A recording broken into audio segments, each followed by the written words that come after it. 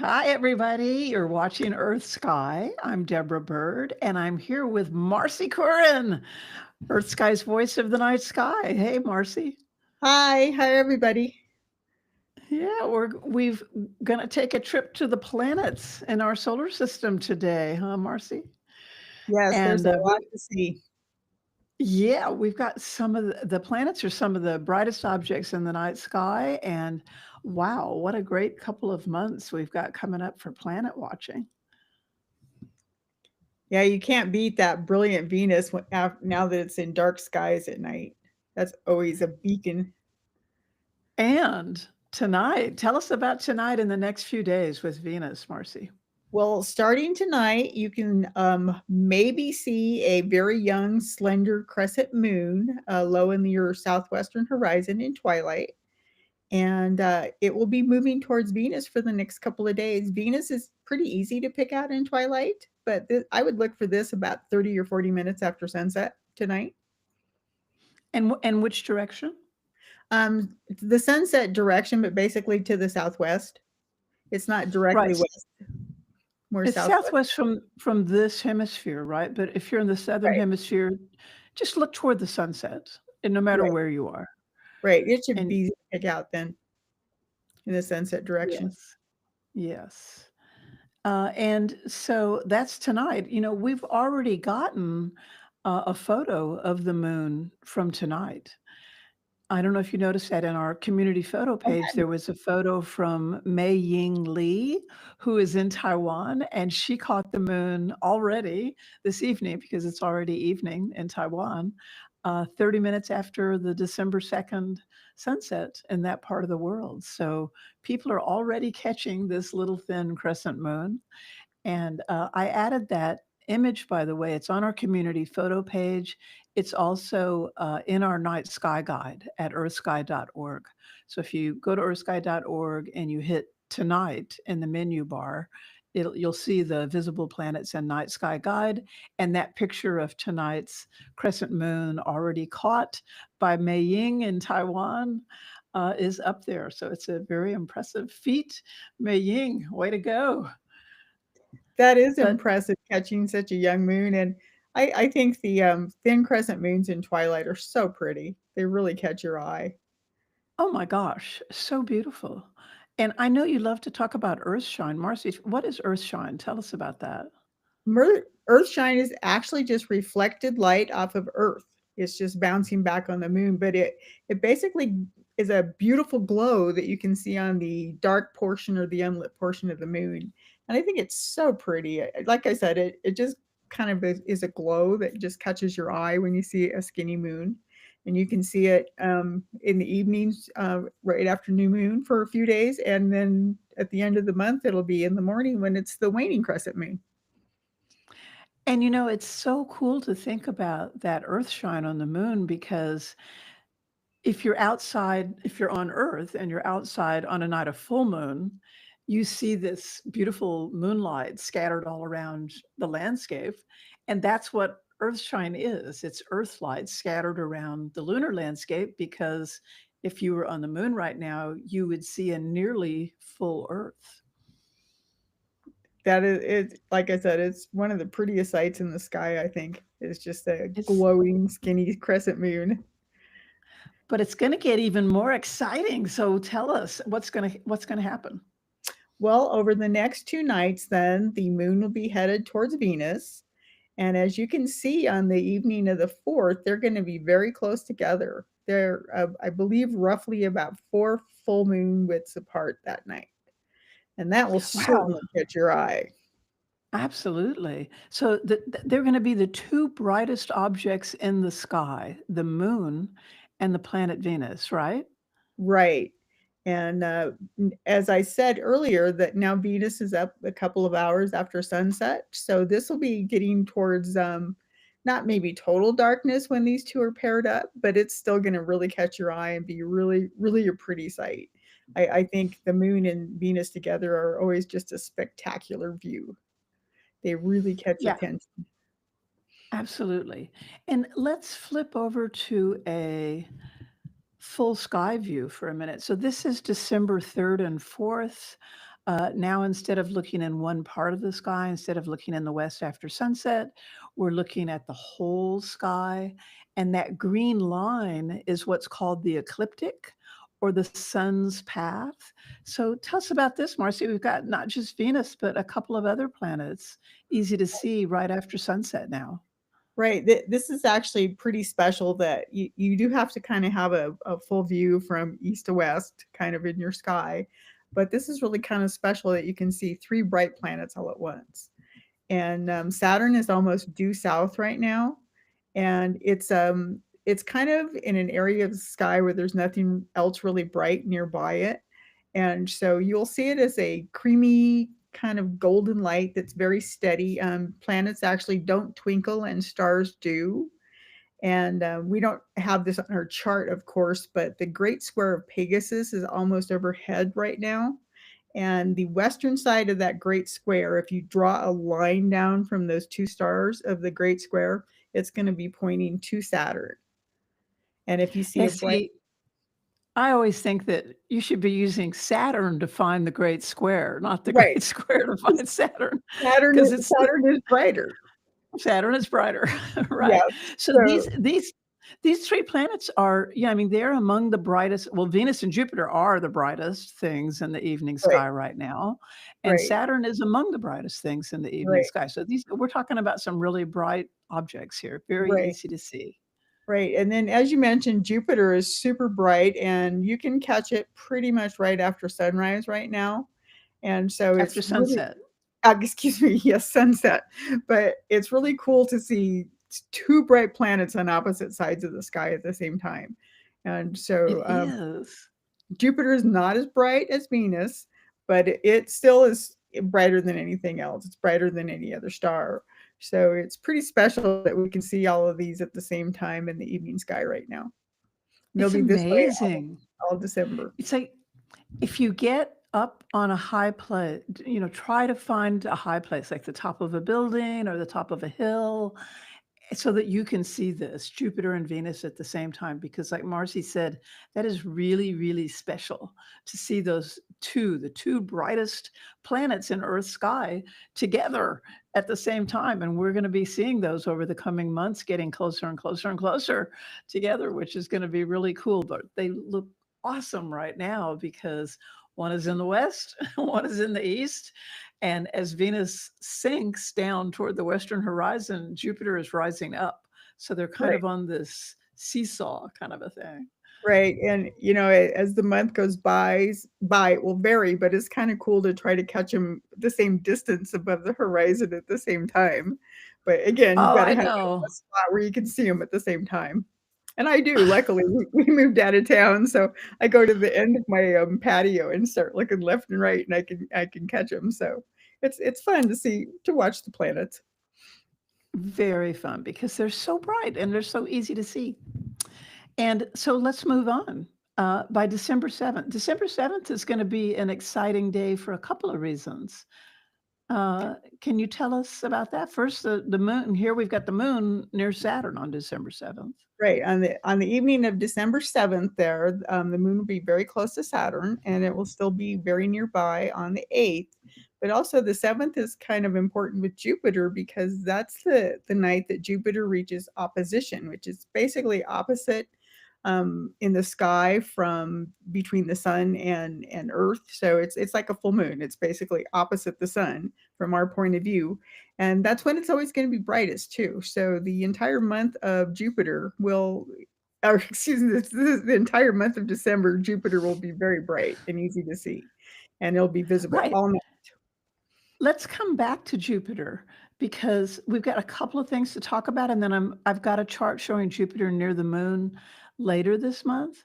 But yeah, December 7th, Jupiter at opposition and the moon near Saturn. So you can easily see Venus and Jupiter, but if you're having trouble finding Saturn, great time to look for it around December 7th and 8th because there it is right next to the moon in the sky. Right, the moon is always a great help to locate things.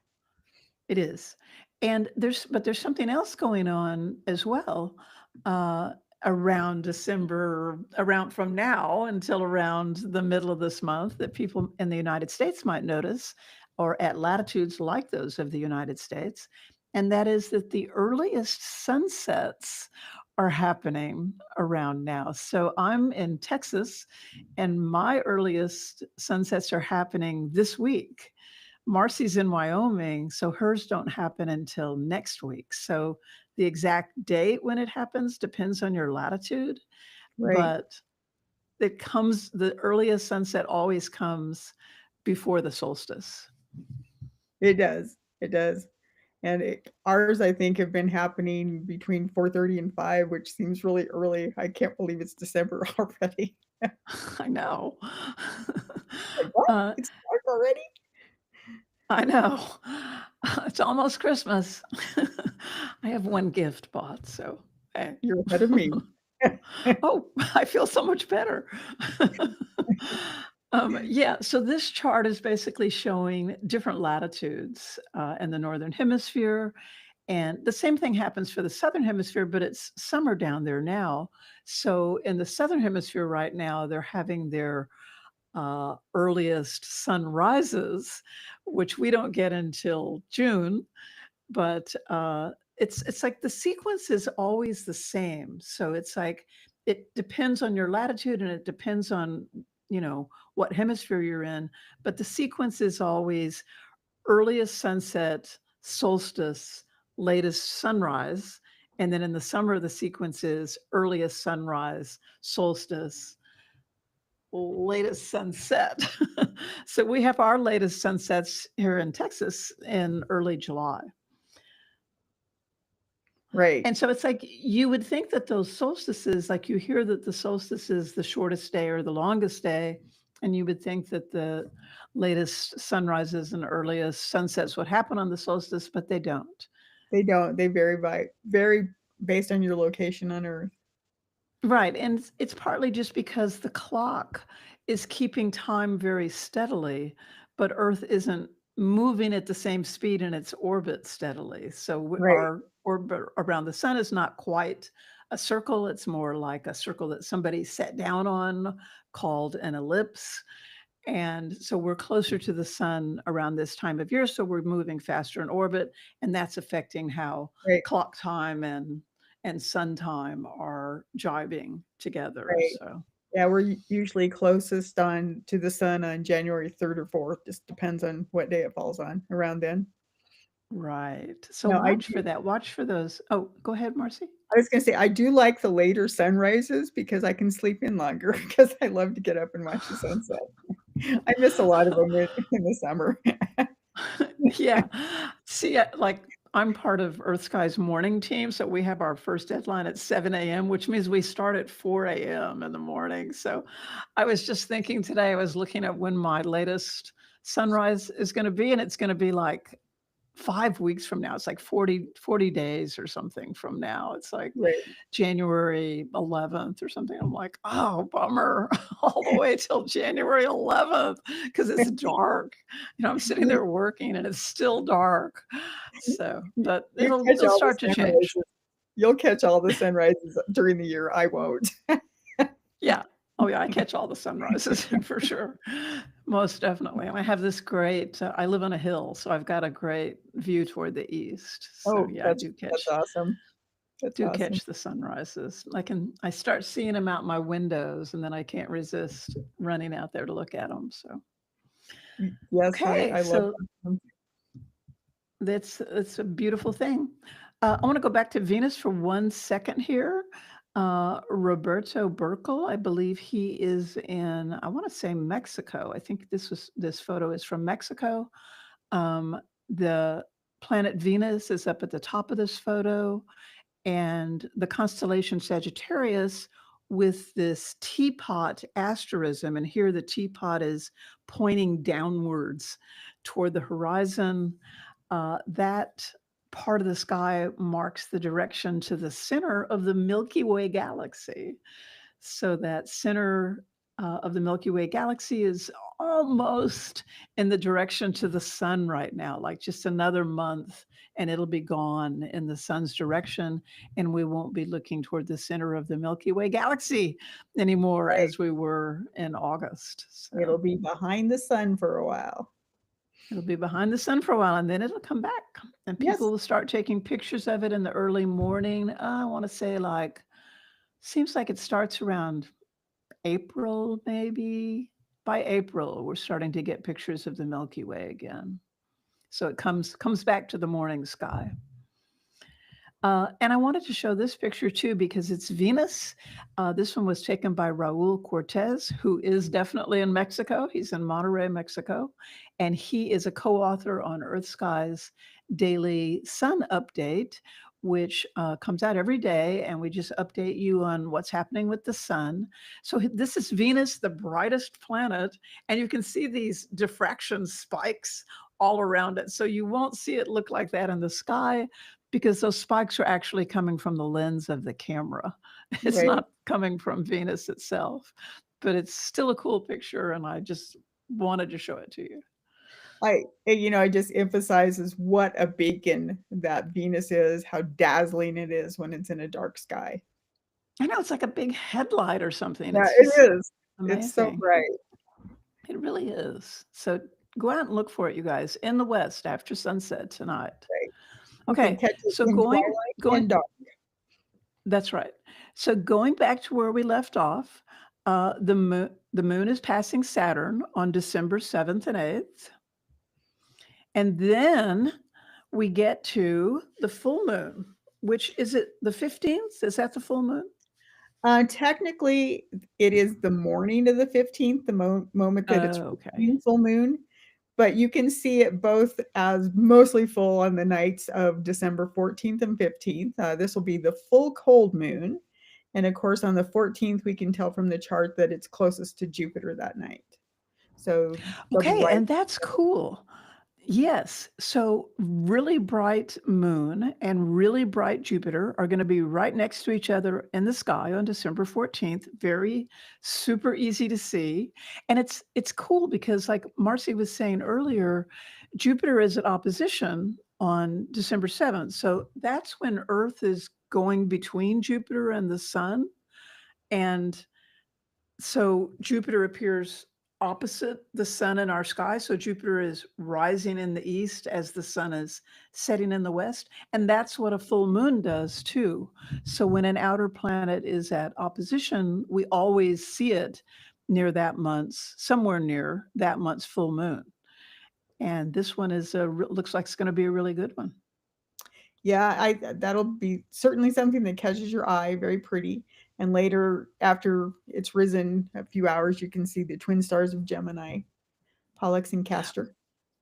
Right. So those two stars that are in this chart are down close to the horizon, Castor and Pollux, the Gemini twins. They don't look like twins. Which one's brighter? I think Pollux is brighter, Pollux right? Oh is yeah, slightly, yeah, just yeah, slightly bright. slightly bright. Looks a little bigger on this Yes, chart. yes, And Pollux is kind of golden. Castor is white. great. Okay. So, Marcy, thank you. And we appreciate your knowledge of the sky, Well, and yeah, you're welcome.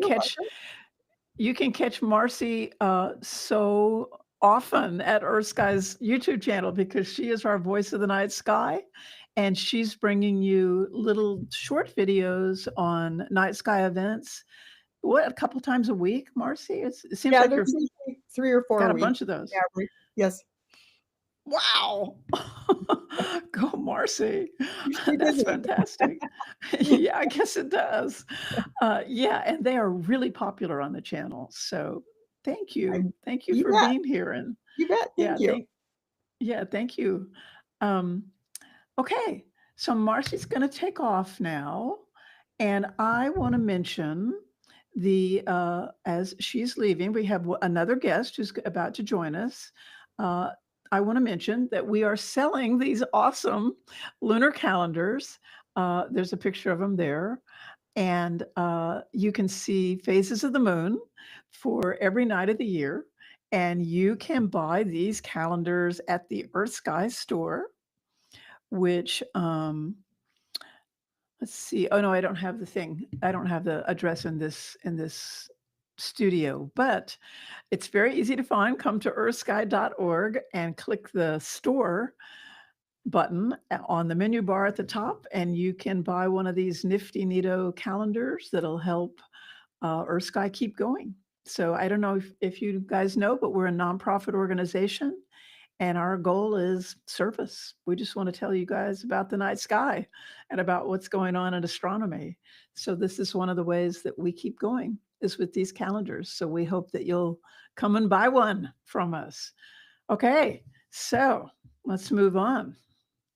We have another Earth Sky veteran stargazer with us, John Goss. Hi, John. Well,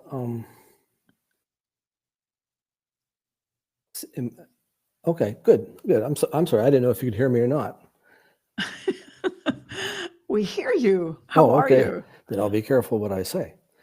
Yeah, thank you, Debbie, for having me on. Before we start talking about this, I'd like to have one more comment about the moon calendar. Oh, okay. Let That me go back to calendar it. is really cool to have because it is a conversation starter. You have it hanging up on your wall in your house. Someone comes over, they're always going to go over and look at it and say, "What's this about?"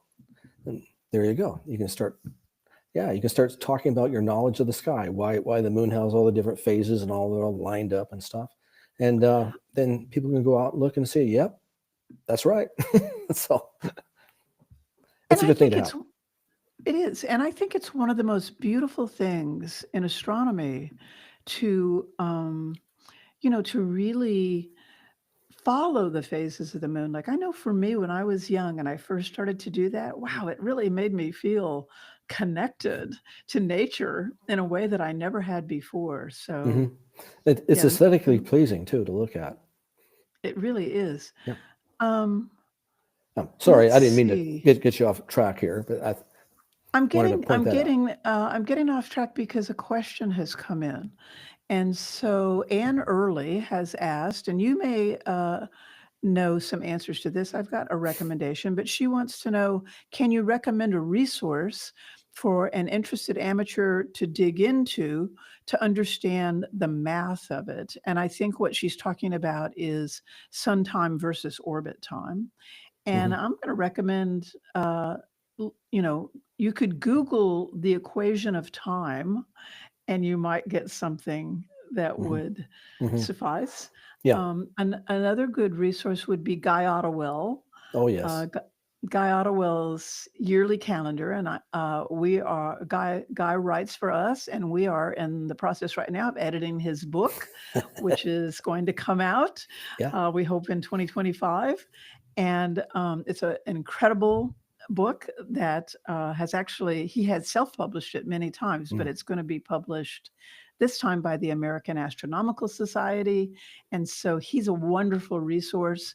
I believe that he's the person who taught me about earliest sunsets not happening on the solstice. He's the hmm first one that alerted me to that. So in his calendar, I'm sure he talks about that. He knows about the math of it for sure. And Yeah, this whole topic might be something that we could cover and devote a large section to one of these sessions to. There's another aspect of this. It's something called the analemma, which right. it's kind of the basis on how a sundial works, and it ties all this together. Uh, some of you old timers like me out there might remember that way back when you were in grade school, you had a classroom globe and it had this funny looking figure eight thing stuck out in the Pacific Ocean, and everyone was asking, "What's this?" And, well, I don't know. I don't know what it is. Well, that's an analemma, and it's a real reason for being there. It's a real thing, and it can tell you quite a bit if you understand what it is. But I'm not going to plug that much longer. So, But we do get pictures of analemmas. Earth Sky has an incredible community of photographers, and we get pictures of analemmas where people will take a picture of the sun every day over a certain amount of time, and they'll trace that analemma, that figure eight, in the mhm. night sky. So you know, that's definitely part of the not just old timers, John, but it's definitely part of what astrophotographers are still doing That's today right. is tracing That's that right. amazing analemma in the sky. But we have so much to talk about. So let's Yeah. move Sorry. on Mhm, to this, the Geminid mhm. meteor shower. So this is actually this beautiful illustration is from Guy Ottawell, who we just mentioned. So this would have been in his calendar for 2024, Yeah. Mhm. and it's the Earth, as you can see, and if you look down in the bottom part of the image, you see the words Geminids overhead and an Right. arrow Right. Right. pointing, and then next to that, you see the words Moon overhead and another arrow pointing, because indeed, the Geminids in 2024 are going to be blotted out by Yeah. the moon, Largely, so unfortunately. Yeah, this is a nice looking diagram because you just said you have the Geminids direction of the Geminids and the direction of the full moon. And as you can see that if you're sitting there in North America someplace, they're going to be in the same spot or they're going to be in the sky at the same time. So the full moon, you know how bright that is and how it wipes out most of the stars, all but the brightest and the bright planets. You can still see those. But, it's bright meteors you will be able to see. Um, yeah, and the Geminids are bright. yeah, They're a particularly bright shower. they are bright, and one reason why they are, I'm going to throw some figures out to you because astronomical numbers are really cool. When these things enter our Earth's atmosphere, they're traveling at 80,000 miles per hour, which means it would take them about 2 minutes to cross the United States. But you don't see the meteor for 2 minutes. You only see it for a second, probably less than a second, because it's coming straight into our atmosphere, which isn't the width of the United States thick, but so it makes it into their atmosphere and burns up, and so it's a short, bright streak. These things are really moving, considering that I think the Apollo astronauts, when they re-entered the Earth's atmosphere, they were only going 25,000 miles per hour, while these meteors are going 80. So, whew, but they are pretty cool to look Right. at. Those Geminid meteors are really interesting too, because most meteors and annual showers come from comets, but the Geminids don't. Mhm. Can you tell us about the object that they come Yeah, from? I'm sorry, I don't remember its name. It starts with a P, but It's Phaethon, 3200 Phaethon. okay, Phaethon. It's an asteroid, or what astronomers believe to be an asteroid, or it could be an ancient. They call it a denuded comet. But let's go with asteroid because what we're really thinking about is that an asteroid is composed primarily of silicate, of dust, of little grains of sand all piled up together, and some ice tossed in too. So as time goes on, some of this stuff comes off, and on December 14th, our Earth, as it orbits the sun, swings through this debris field of this asteroid or comet, but we'll go with asteroid. So each December 14th, we hit that. And actually, it's more than just the 14th. It's a fairly wide 2-week period because it's fairly wide debris field for the Earth to slowly plow through. But so I think, it's a 2 weeks or so. But the 14th is the peak of it, the center part of that debris field. That's something to think about. And I have some more slides on this here coming up, so I don't want to steal from that. Ah, okay. This is yours. Is this what you wanted? Taking with this baby right here. This is not a sophisticated camera or anything. This is just with my iPhone going out, and this was taken a few nights ago at about 10 o'clock back then. But if you go out tonight around 9 o'clock or so, you'll see, if you look in the east northeast, you'll see Mars, which will be the bright reddish type object, and then Castor and Pollux, the two bright stars above it. The reason why I got this on there is because it's plotted right where the Geminid meteor shower radiant comes from, where if you trace back all the paths of these meteors from the Geminids, they end up at this spot. Doesn't mean you have to look at this spot to see meteors, but this is where they're all coming from in the sky. In fact, you really don't want to look at this spot, because if a meteor is coming from that spot and headed towards you, it won't be a big streak. it'll just be a flashing point of light. And okay, kind of neat, I guess. But you'd rather see a nice streak across the sky. Okay, Yeah, same and here's the picture. same This picture. same picture, but I deleted the cross for the meteor radiant there. I just want to say about this. This is something you can see tonight. And it's part of a much bigger sky, which is I think is what the next picture is going to show you. But please go out and try to find it. Yeah, let's go to this one. This is looking more or less east at about 9 o'clock tonight. I don't want to go into a lot of constellations here because that takes up some time and effort to talk about it. But Orion, so many people know about Orion, or they've heard about Orion, and they've heard about its bright stars, Rigel and Betelgeuse, especially Betelgeuse. It really is a star name called that, and that is it. That's right where it is. Up above Orion, you can see Jupiter. Easy to miss. As Marcy was saying, you can't miss this thing. 9 o'clock, 10 o'clock, go out and look and see nice bright Jupiter.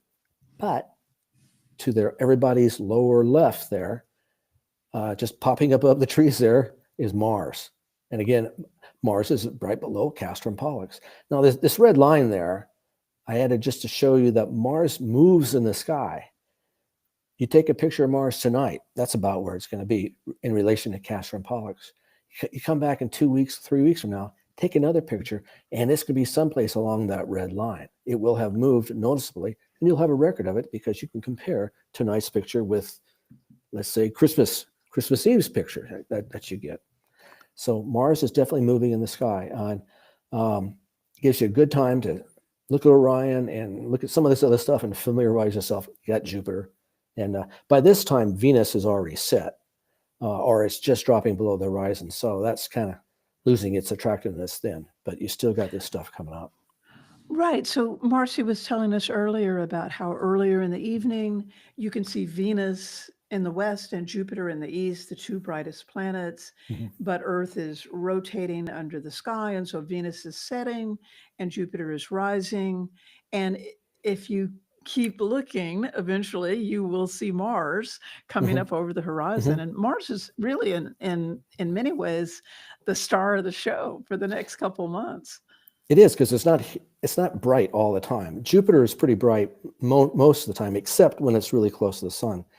Right. But Mars, it's sticks around for 3 months, maybe 4 months, and then it really fades and it's gone for nearly 2 years.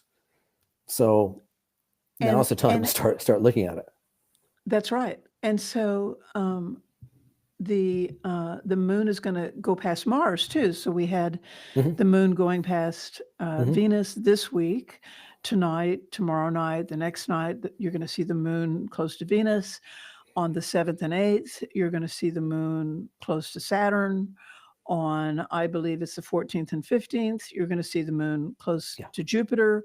But by December 17th, you're going to have to look a little later in the evening for Mars to come up.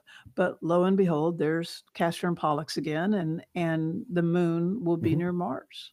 And you'll notice that all the dates that you have been talking about progress from west to east, which this helps Yes. shows the moon's orbital motion across the sky. When it's a thin crescent moon, it's just come out from in front of the sun. And now it's there in the west, and each night it moves a little bit further east. And here we are, December 17th. It's quite a bit in the east. In fact, rises a good time after the sun sets, and there it is with Mars. So in a few nights after this, it'll be gone out of the sky. You'll have to get up or go out at 1 a.m. to see it. And it's always moving from west to east in the sky. Yeah. But meanwhile, uh, Meanwhile, there's so many like motions going on up there. there are. Earth is turning under the sky and it's turning toward the east. And so it seems as if the whole night sky is shifting toward the west. That's right. Yeah. And so that's why we're seeing Mars. Earth is about the reason that Mars is, like John had mentioned, that Mars is nearly at its brightest now for this 2-year period. And the reason is that Earth takes a couple of years to gain a lap on Mars. Hmm. We Hmm. go around the sun on slightly smaller orbit than Mars, and we move slightly faster in that orbit. So we gain a lap on Mars every couple of years, Mhm. and we're about to do that. I believe it's January 25th that we're going between Mars and the sun. Is that right? I'm looking at the 16th. Oh, the 16th. Okay. And so that is when Mars, we mentioned Jupiter's opposition happening on December 7th. So Mars would be at opposition around the middle of January, and Earth's passing between the sun of Mars, placing Mars opposite the sun in our sky, rising in the east as the sun sets in the west, and at its closest to Earth for this 2-year period. That's right. But it's not the closest planet, is it? Mars gets close No, sometimes, but it's it not the closest planet. to completely describe this, I will end up confusing you, so I'll try to make it pretty simple. But no, the planet that can come closest to Earth is Venus. The planet that most often is closest to Earth is Mercury. Now, this is a layout of how things look tonight. We're moving in all the orbits, the planets move in the counterclockwise motion. So you can see that Earth is catching up to Mars. And when it catches up to Mars, Mars will be at opposition. That's in the middle of January. But you got Venus way off in the distance there, catching up to Earth too, but it happens to be quite a bit farther away than either Mercury or Mars are right now. I think Venus is like 89 million miles away and Mars is 74, but Mercury is about 63 million. Okay, big deal. But they are all moving, so they change their positions, kind of like racehorses going around a circle there. Mercury is catching up to the Earth. In fact, on the 6th, I think it's December 6th, it moves exactly between the Earth and the sun. Mercury does. And Mercury is the closest planet. But then it zips around to the other side of the sun, and so it's not so close anymore. Now the competition becomes Venus and Mars. Earth is catching up to Mars, but Venus is catching up to Earth faster. So when Mars reaches opposition, actually Venus will be closer. But a week before the opposition, Mars will be closer. It gets confusing. And if you had things swirling around in the circle, you could kind of see what's going. Yeah, exactly. what's going on. So, but keep that in mind that the closest planet most often is Mercury, the one you don't even think about. But Mars is close about 15% of the time. But Okay, now I'm gonna have you come back on next month when we talk about the planets and yeah. explain this again. You're probably gonna have to explain it to me several times. We'll put before. today's and next month's up at the same time. You can see how things have changed. That'll be Okay. interesting. That'll be interesting. This happens all the time. So Yeah. Thank you so much for joining well, thank you. us I hope today.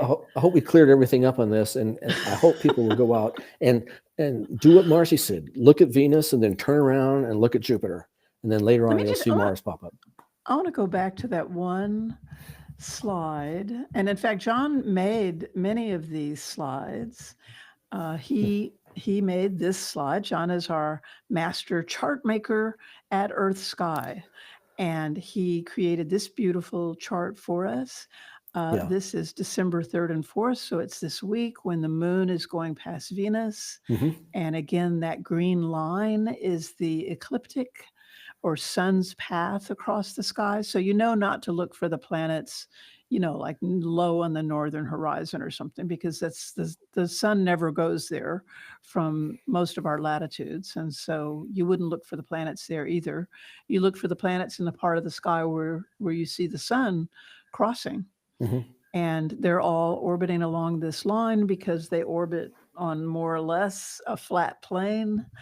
And here's what you'll see if you look. It's December 3rd and 4th, but December 2nd is pretty similar. The moon's just a little farther away from Venus.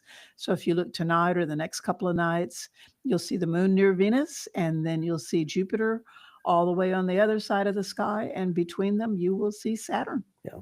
This chart was made for about 90 minutes after sunset. Yeah. Which is why you can see on December 3rd, the moon is below the horizon.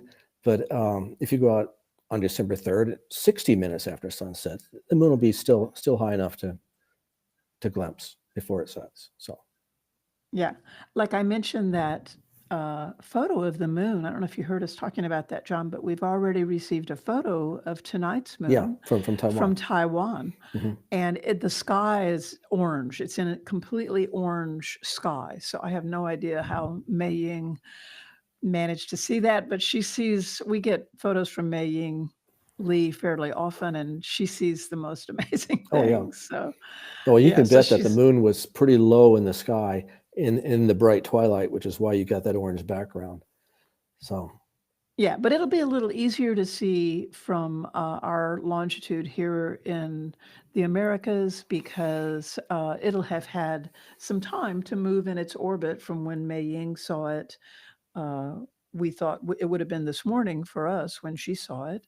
It'll have been moving all throughout today, and it'll be a little farther from that horizon on the sky's dome by the time the sun sets for us in the Americas tonight. amazing stuff. It is. John, thank you. Thank you so much. Well, thanks for And having me on. thank you. Oh, it's always a pleasure. I'm Deborah Bird. I've been speaking with John Goss, and before that, I was talking with Marcy Curran. And we are all with Earth Sky. We hope you'll come visit us at earthsky.org. Our next live stream will be on, unless we get a scheduled one in between. The next scheduled live stream is on Friday. We'll be back with the Sun News of the Week at 12:15 p.m. Central Time or 18:15 UTC. We hope we'll see you then. One Earth, one sky, Earth Sky.